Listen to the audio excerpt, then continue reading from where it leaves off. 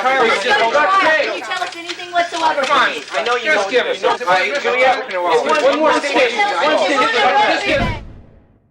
Welcome back to the Two Dudes Talk Music YouTube channel. I am the Reverend Raph, joined once again by my good friend Kyle, aka the Beer Buddy. What's going on, everybody? Along with Liam from Idle Ruin, who we've been chatting to this week. We got the podcast that came out a couple of days ago, so make sure you go and give that a listen and or a watch, depending on your platform of choice. And you get to hear all sorts of cool shit about, the concepts behind the album and how it was living and playing in Germany and being a drummer and a vocalist at the same time and all sorts of cool stuff. But now that's not what we're doing here today. What we are doing here today is the quick question quarter, spelt with Q's, not K's. Not K's. Because we drinking the same can of Foster's that I was drinking. Drinking the same, same can of Foster's. That's why it's so shit. You got to like nurse it for 3 days to that's it. To get through. It's got to get skunky so it can get better. It's like a red wine. You got to air it out. All right, so we're going to dive right in. But this is just a bunch of questions to dive into Liam's musical mental mind, get to know what makes him tick, and understand him a little bit better. So, without further ado, we'll start off nice and simple there, mate. What was the first instrument that you learned to play? Vocals does count, recorder in grade 3 does not. Okay, so funnily enough, it was the piano. Nice. My music teacher did not like the recorder, so he was like, "Screw this, we're getting pianos." Okay, that's a teacher of my own heart. What a weapon! The music budget blew out that year. And it did, yes. And every single teacher appreciated it. Every single teacher appreciated it because the music classroom was so close to the rest of the classrooms.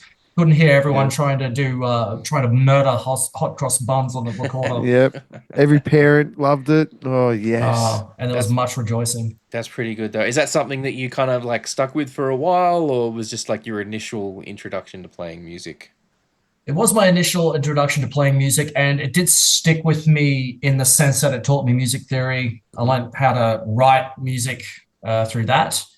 But it come with a side effect of like I write guitar riffs the same way I would write piano, and then when I hand it to Caleb, he's like, "Liam, this is impossible. I have to rewrite everything so it's guitar friendly." I have the same thing because like piano was my first instrument also, and again lots of theory. Like I did the exams and the gradings up to like a certain point, and nice. to this day.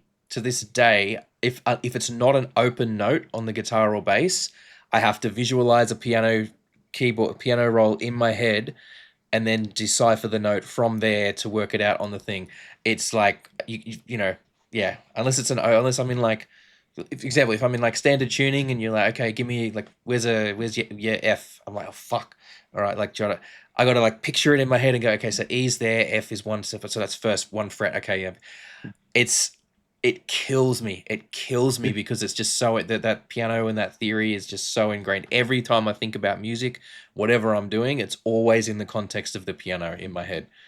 It's crazy, but a great instrument to learn on because the fundamentals and you can learn so many different aspects of music from the one instrument there. So I think it's a really agreed, and it's a great one to have in your repertoire too, even if it's at a very basic level. Like so much of music creation now is done. Can be done with MIDI keyboards and creating stuff there and just hashing out loose ideas on stuff. It's a great way to approach it. What was the first album that you purchased? Master of Puppets by Metallica. Yes! Nice. That album is goated. That is goated. Yeah. Got some money for my 15th birthday and went straight to the music store and bought that one because how could you not? Oh, that's killer. Goated. That's great. It obviously had a very strong influence on the style of music that you have, sort of chosen to play now. I think that Master of Puppets to me is one of those albums that is, if you go, okay, if you pick one album for what thrash was in the 80s, I think that is one of the albums that a lot of people would pick. I think it's kind of undeniable. It's start to finish, top tier. There's nothing really negative. It's not a dud song on that. Yeah. Not a dud song on that. Great. That's a solid one. What was the first live concert that you attended? I'm not telling you. Hey, no shame here, Wiggles bro. No doesn't shame count. here. First metal live concert I went to after I turned 18 was Creator. It was Creator. Nice. That's pretty good. That's pretty good. I don't think anyone's. I don't think. No, I don't think anyone's had Creator. You come on. What was the actual first one though? Okay. It was a band called Stabbing Westward. They were playing. Oh, They were yeah. touring Australia. Yeah, industrial band. Yeah. So like I was into a lot of the sort of the Triple M rock before I discovered metal, and you know they were playing, and it's like and Grinspoon. Yeah, okay. There's nothing to be Grinspoon. ashamed of there. Nice. Gritters, man. no, I'll that- still go. No, they I'll still still bang. go see Gritters. Yeah. Yeah, hell's yeah. Ah, that's awesome. That's awesome. Really good stuff there. And Stabbing Westwood's one that's a bit. Yeah, they're dude. not. They don't. I don't think they get the flowers that they deserve for for their No, stuff. actually, I'll agree with you there. Yeah. What's an instrument you've always wanted to learn but haven't yet? Guitar. Okay. But I don't know. It's just one of those instruments I think you really need to commit to, like really commit to, and just never had the time, unfortunately. As much as I'd like to. Yeah, I mean, I think it's a great instrument for exploring an interest in metal and sort of, or for music in general, and just starting to, get into that thing, almost like a gateway instrument, if you want to think about it that way. It's easy to pick up the basics of, but much like piano, it's easy to pick up the basics of, but mastering it to get like really, really good at it, as you say, takes, and to get good at any instrument takes a lot of work, but guitar is one of those things where there's so much range between like being, starting out on it and what you can really achieve with it. Absolutely, yeah. The level of skill between those two is extremely vast. Yeah, I still struggle to get a chord going and not hit the wrong strings or anything. So like leave that to the shredders. Yeah, it's pretty. Hey, look, I'm a bit of a hack, but I can play enough solid guitar to get my point across most of the time. I think that's what you need. I think nice. That's about where you need to be with it. All right, here we go. If you could pick one big band or artist to open a show for, who would it be? One big band or artist to open a show for. It would have to be Entombed with LG and vocals, Bring It Back from the Dead. Okay, nice. You understood the assignment. Yeah, fully. That's good. Yeah, because we did, just because it was a bit of a mouthful, we dropped putting this part on there, but essentially the question is asked with the intent of, alive or dead, active or not, any era, so that's why we, but I like that. That's a really good one. And I think it'd be a really good fit too. Really good fit too. But failing that, if we can't perform any seances or any spells, I'd happily settle for Bloodbath. Ooh. Okay. Nice. Time to curious what you're going to give me for this one, actually. Who is a band or artist that you're listening to at the moment that you believe is underrated and deserves more attention? It's underrated and deserves more attention. I any would hidden say gems that you're listening to? Can it be like past or like literally or whatever, like something that you're jamming out to at the moment that you think more people need to sort of know about? Everyone's sleeping on. Probably Schizophrenia from Belgium. They are they're doing very, very well in Europe at the moment, but I think the Aussies need to tap into them. Okay. I think yeah, check them out. A really, really good band. And if I can do one from the past, an amazing progressive metal group from St. Louis, America called Anacrusis. They are hands down one of my favorite bands of all time. And 4 albums, but never got their due, unfortunately. They've done a few reunions here and there, but impressive and underrated band. Anacrusis. Why does that word sound familiar to me? Is that a musical term? It is a musical term. It's the Yeah. pickup note before the song starts. Yes, the partial bar, the little thing. Yes, okay. That's correct. Yes. I knew I recognized the term from. I'm like, I know that fucking word. I'm just trying to remember what the concept was. There you go. That's that There you fucking. That's that theory from like 20 years ago that's still buried in my fucking head. Exactly. Haven't done any music theory for like 22 years. So, all right, here we go. Sorry, I lost my place for a second there. What is something people may be surprised to learn about you? Something that people are surprised to learn about me. Well, in Berlin, they were surprised to learn that I was Australian because my accent is obviously not twangy enough for them. So Yeah. that's one thing I guess. Okay.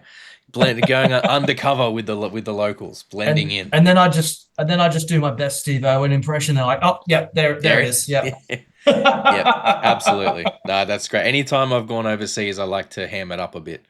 You know. Yeah, you got to spread it on thick like Vegemite. Yeah, try and get someone. Absolutely, yeah. Yeah, anytime. Like, you know, I've been to the US a couple of times, and it's always like, you know, leaning into it a bit, just a bit more.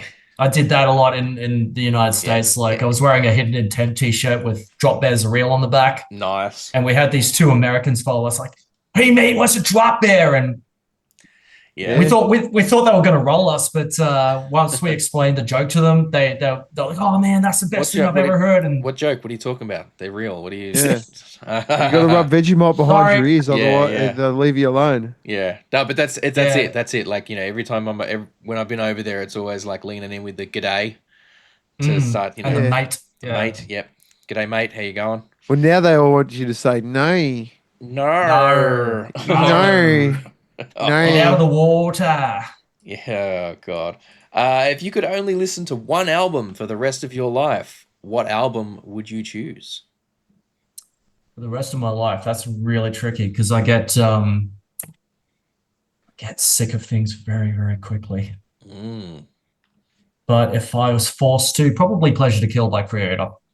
Okay, cool. I'll have to give that one a spin as a whole package at some point. Do it. See what I think of it. And last question here, bit wholesome to finish it off for the quick question quarter. What are you most grateful for about your involvement in music? Most grateful for, I guess being a drummer, it affords you to play and experiment and try different things. So like I went from playing in a traditional metal band when I was a teenager, and here I am playing extreme metal, and I've played in jazz bands, I've played in grind bands, I've played in punk bands. I think I'm grateful for all the varied experiences I've had, to be quite clear with you, because like with every different style I've played in, it's helped me become better as a musician. So like when I joined a grindcore band for the first time, I didn't know how to play blast beats. All I did was D beats and your sort of standard thrash beats and that kind of stuff. Mm-hmm. So that afforded me to get better at that. The first cover band that I joined, it was a deathpop cover band. Mm-hmm. And, you know, again, shitting myself thinking, I can't play this. Like, they basically drafted me and said, Liam, do you want to do it? And I said, yes. But I'm like, is it because you're ginger? Is that why they wanted to get you? Sorry, pickles, I don't mean to use your word. Fine. I'm fine, man. I'm fine. Redhead. Sorry, I'll say because you okay. It's fine, man. It's cool. I'm cool. Did you see the dude like full cosplay Pickles, the drummer, at the show? Yeah. I did see him. Yeah, at the Brisbane show. Yeah. I've got a funny story to tell you about that in a minute, actually. But to answer your question, I am grateful for all the experiences I've had because it has allowed me to improve as a musician. If I'd played the same style that I'd always played since I was 15 years old, I don't think I would have progressed as a musician. I've gotten to play with lots of different bands, and with all those different bands, gotten to play different cities and play with other bands that I worshipped as a younger musician. So that's what I'm grateful for. I didn't stay on one path. And I'm glad that I was swayed into different paths from different musicians. Just all the varied experiences that I've enjoyed and had. Awesome. From all of that. That's great. That's really, really cool. So, okay, so what's this Death Clock story Yeah, that you got Death for Clock us? What's experience. All right. the thing you got to tell us So- for that? So, Okay, I came back home from Berlin on the 23rd of March. yep. But I didn't tell too many people. I only told a few friends and family. And I posted on my personal Facebook on April the 1st that I was back in Brisbane. And of course, no one believed me that, April 1st being April Fool's. Perfect day. Very good. Very And good. my partner and I, we bought tickets to Death Clock before we came home. And we just casually just walked to the venue, and out of the blue, we just get like tackle hugged from all directions from all of our mates, being like, "Oh, Liam, you motherfucker! Like, you weren't even joking on April 1. You're actually here." And just that mixture of excitement to see us, and also like, how dare you? And I'm just like, gotcha. That's great. Yes. That's so cool. That's though. a great gotcha. That sense of community is like, it's one of the things I love most about heavy metal and the people that, we share this love of, such extreme music, but I think at Little our big hearts we're all softies. big softies. So that's awesome. Well, yes, thank you so much for being so candid there, and thank you everybody for watching the Quick Question Quarter. We are going to wrap this one up now, but don't forget, as I said, we got the podcast there from the other day, and we will have Get in the Bin coming tomorrow. So make sure you're back here tomorrow for that one. We will have links to everything that Idle Ruin has going on down in the description. So make sure you go and check those out and keep up with everything that they got coming this year, because it sounds like there's going to be plenty of stuff happening. If you don't know what I'm talking about, go listen to the podcast, because it's all in there. Anyway, I have been Reverend Raph, along with the beer buddy Kyle and Liam from Idle Ruin. Thank you very much for watching. If you liked the video, give it a like. If you didn't, downvote the shit out of it. Take care of yourselves and each other. Stay cool. We'll catch you next time. Peace. Thank you so much for hanging out with us today. We really hope you had a good time. If you did, please consider hitting that subscribe button and the notification bell down there. It helps the channel grow. We are still a fairly young channel, and we like to try and grow our audience all over the world. We do also, for those of you who are interested, have a Patreon. It's just a couple of bucks a month. At the moment, you get all the videos early and ad-free, but we are working on ways to increase the value of that and make it a bit more enticing. So don't forget to keep an eye out and check back on what's going on over there. Other than that, thank you so much for your time. Enjoy the rest of your day.